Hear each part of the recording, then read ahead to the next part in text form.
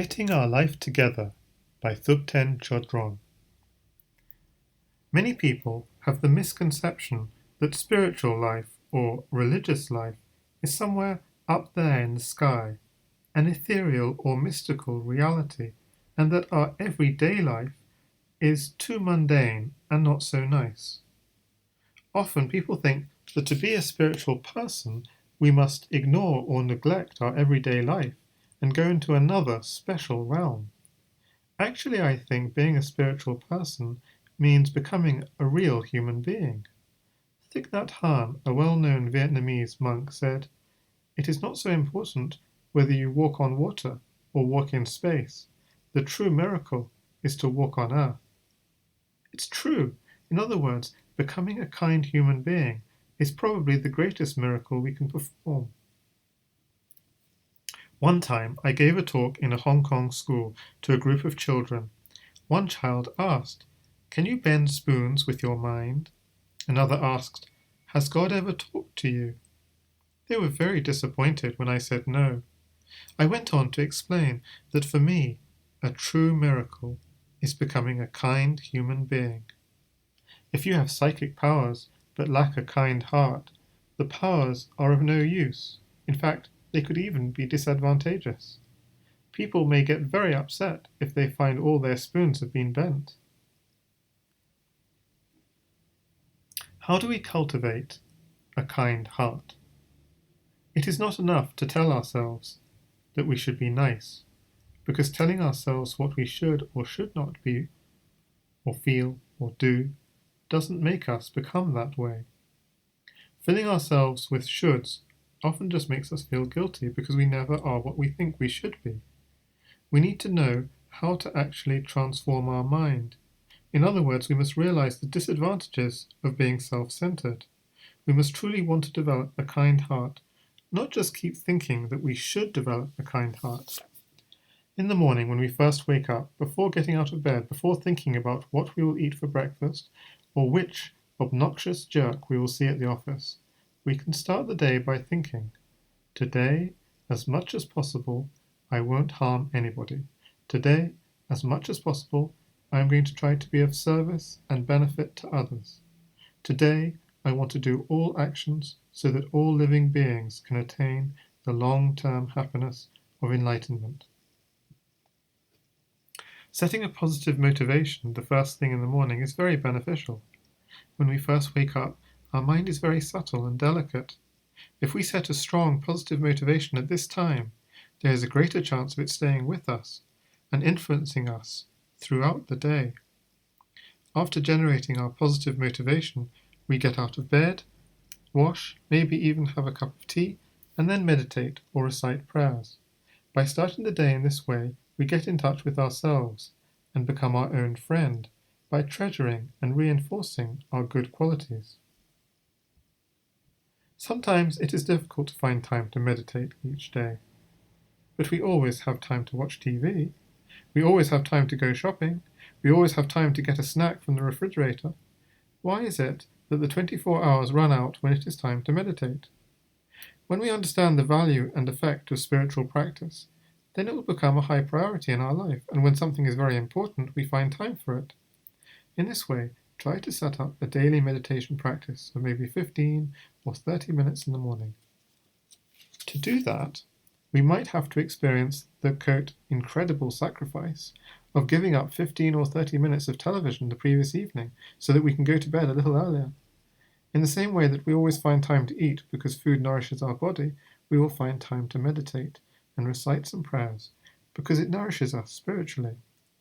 When we respect ourselves spiritually, we respect ourselves as human beings. Nourishing ourselves in that way then becomes a very important priority. In the morning, it is good to begin your meditation session with a few prayers and cultivate the altruistic intention to benefit others by doing the meditation. Then do the breathing meditation for a while. Sit calmly, experience your breath going in and out, and be aware of the breath nourishing you. Just be in the present moment, with the breath, and let all the discursive thoughts and worries subside. You may want to chant Kuan Yin's or Avalokiteshvara's mantra, or that of the Buddha. It is helpful to remember the Buddha's qualities at this time, for it inspires us to emulate the Buddha's kindness, wisdom, and skill in our daily activities. Or you may do an analytic meditation thinking about the meaning of a particular teaching the Buddha gave and applying it to your own life. This also steers your energy in a very positive direction first thing in the morning. Some people say, I have children, how can I meditate or say prayers in the morning when they need my attention? One way is to get up earlier than your children. Another idea is to invite your children to meditate or chant with you. One time, I was staying with my brother's family. My niece, who was about 6 or 7 at that time, used to come into my room because we were the first two to wake up in the morning. As I was reciting prayers or meditating, I explained to her that this is a time when I am quiet and do not want to be disturbed. She would come in, and sometimes she would draw. Other times she would sit in my lap. Several times she asked me to sing to her, and I would chant prayers and mantras out loud. She really liked this, and did not disturb me at all. It is very good for children to see their parents sit still and be calm. That gives them the idea that maybe they too can do the same. If mum and dad are always busy, running around, talking on the phone, stressed out, or collapsed in front of the TV, the kids will also be like this. Is this what you want from your children? If you want your children to learn certain attitudes or behaviors, you have to cultivate them yourselves. Otherwise, how will your children learn? If you care about your children, you have to care about yourselves as well, and be mindful of living a healthy and balanced life for their benefit as well as for your own. You can also teach your children how to make offerings to the Buddha and how to recite simple prayers and mantras.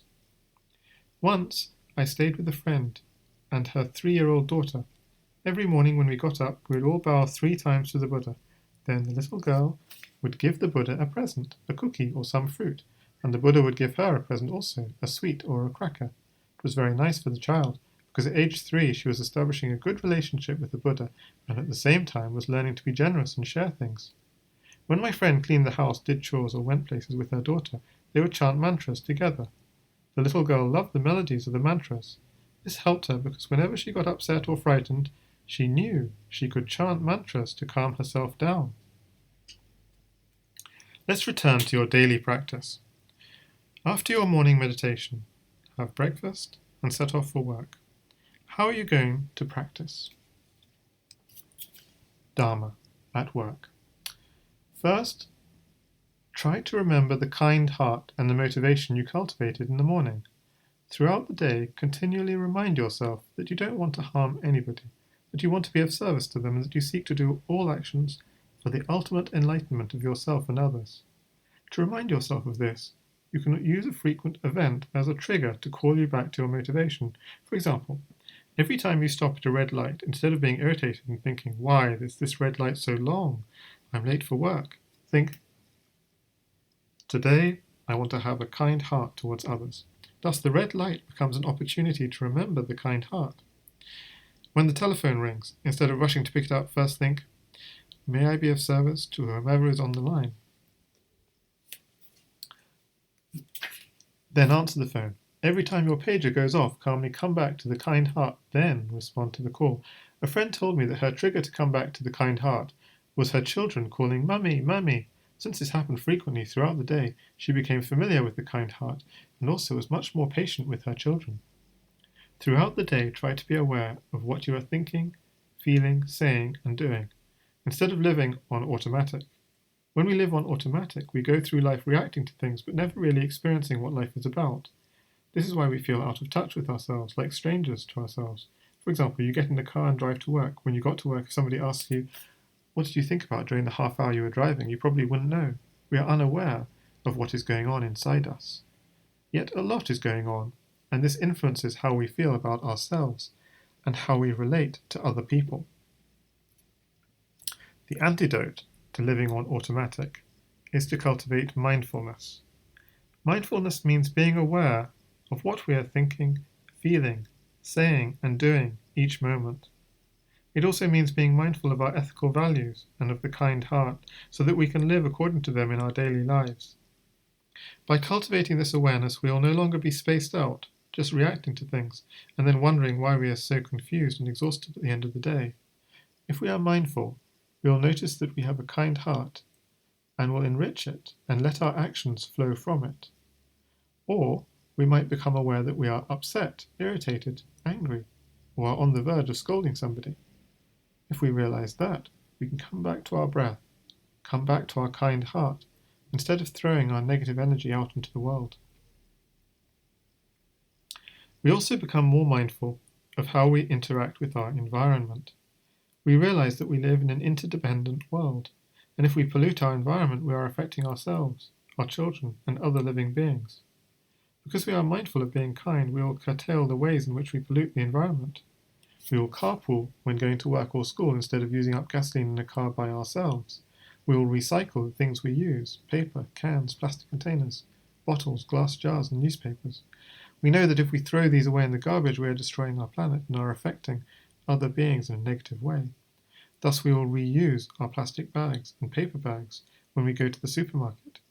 In addition, we will not leave our air conditioners or heaters on when we are not home, and we will not use products such as styrofoam, whose production releases many pollutants into the air.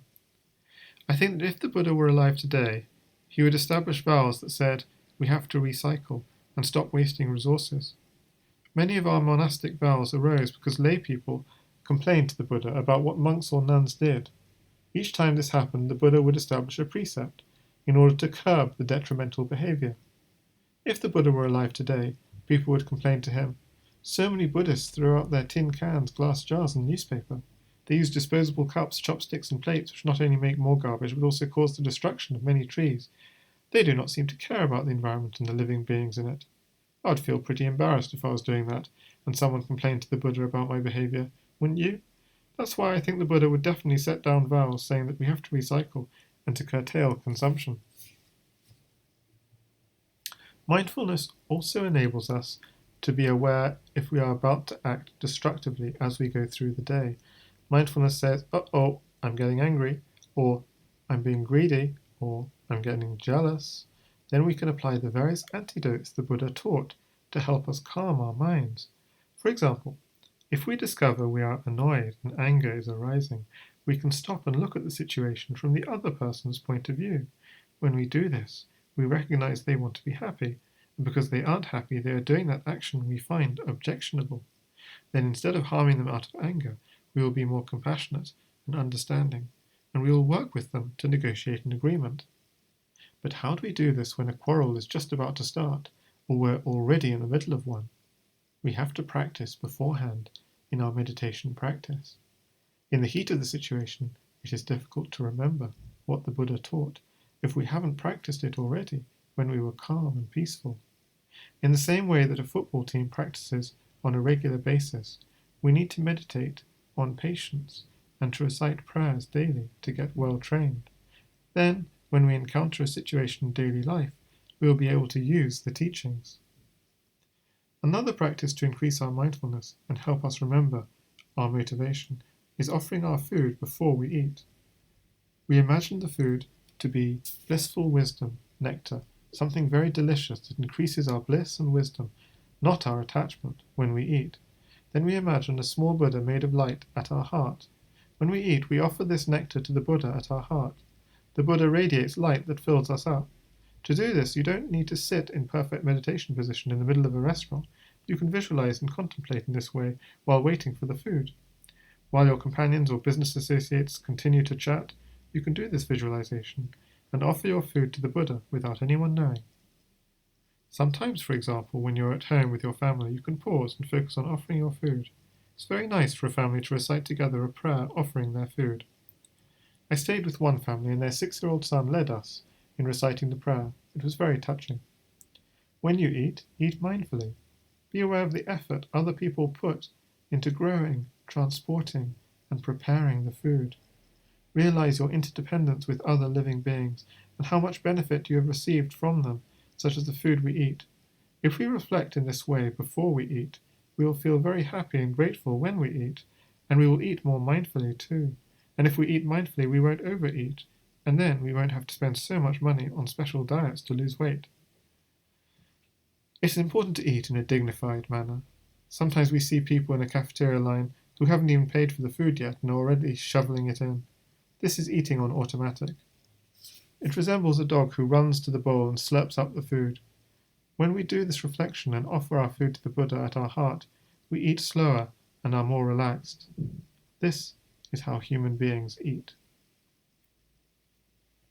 In this way, we maintain mindfulness and enrich our kind heart as we go through the day. When we come home in the evening, instead of collapsing in front of the TV or dropping on the bed and falling asleep, we can take a few minutes to sit quietly by ourselves. We reflect about and come to terms with what happened during the day. We look back over our day and think, what went well today? Did I act with a kind heart? We notice the instances when we acted kindly and rejoice. We dedicate that merit, that positive potential for the enlightenment of ourselves and others. In reviewing the day, we may discover that we were angry, jealous, or greedy. We didn't realize it at the time, when it was happening. But looking back over the day, we don't feel so good about what happened. It may have been our attitude or what we said to somebody or how we acted. To remedy this, we develop regret and do some purification practice so we can forgive ourselves and let that negative energy go. In this way, we clean up emotionally and resolve any uncomfortable feelings or misdirected actions that may have arisen during the day. Having done this, our sleep will be peaceful. When you lie down, imagine the Buddha sitting on your pillow and put your head in the Buddha's lap when you go to sleep. This is very comforting and helps you to remember the Buddha's good qualities and to have better dreams. Practicing Dharma is not difficult or time-consuming. We always have time. There are always 24 hours in a day. If we direct our mind in a positive direction, we can transform whatever action we do into the path to enlightenment. In this way, the Dharma becomes part of our life in an organic way. Getting up in the morning is Dharma. Eating and going to work is Dharma. Sleeping is Dharma. By transforming our attitude in the midst of daily activities, our life becomes very meaningful.